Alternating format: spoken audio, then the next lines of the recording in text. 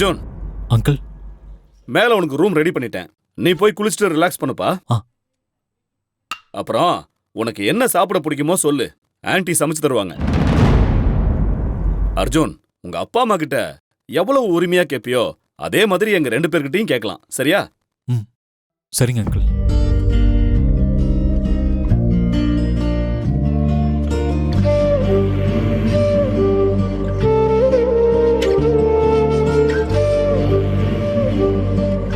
ஏங்க, அர்ஜுன் இனிமே நம்ம வீட்ல தான் தங்க போறானா? ஆமா லட்சுமி. அர்ஜுன் ஸ்வேதாவை கல்யாணம் பண்ணிக்காததால கரிகாலன் வீட்டை விட்டு வெளியே போக சொல்லிட்டாராம். பாவம், எங்க போறதுன்னு தெரியாம அவன் மது வீட்டுக்கு போயிருக்கான். அங்க மதுவும் அவங்க அப்பாவும் சேர்ந்து இவனை திட்டி அவமானப்படுத்தி ரோட்ல தள்ளிட்டாங்கம்மா. நல்ல வேலையா நான் அந்த பக்கம் போகும்போது இவனை பார்த்தேன். உடனே நம்ம வீட்டுக்கு கூட்டிட்டு வந்துட்டோமா. அர்ஜுனை பார்க்கவே ரொம்ப கஷ்டமா இருக்கு. ஆனாலும் அர்ஜுன் பண்ணது தப்பு தானங்க. லட்சுமி, அர்ஜுன் பண்ணத தப்புன்னு சொல்ல முடியாதுமா.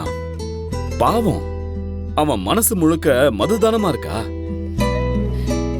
அப்படி இருக்கும்போது அவன் ஸ்வேதாவை கல்யாணம் பண்ணிட்டு எப்படிமா சந்தோஷமா வாழ முடியும்? 2 பேர் வாழ்க்கையும் பாழாயிடும்ல. அர்ஜுன் வந்து கல்யாணத்தை நிறுத்தினதுல எந்த தப்பும் இல்லம்மா. ஆனா மது கழுத்துல தாலி கட்டினது தப்புதான், பெரிய தப்புதான்.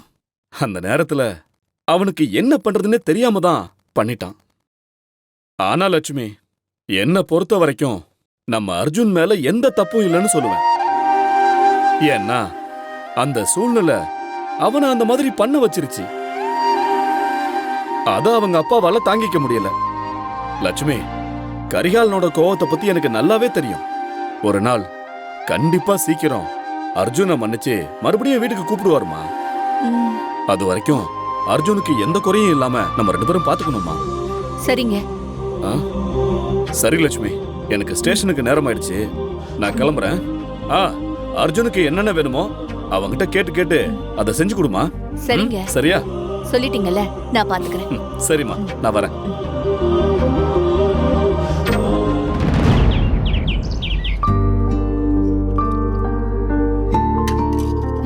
போதும்.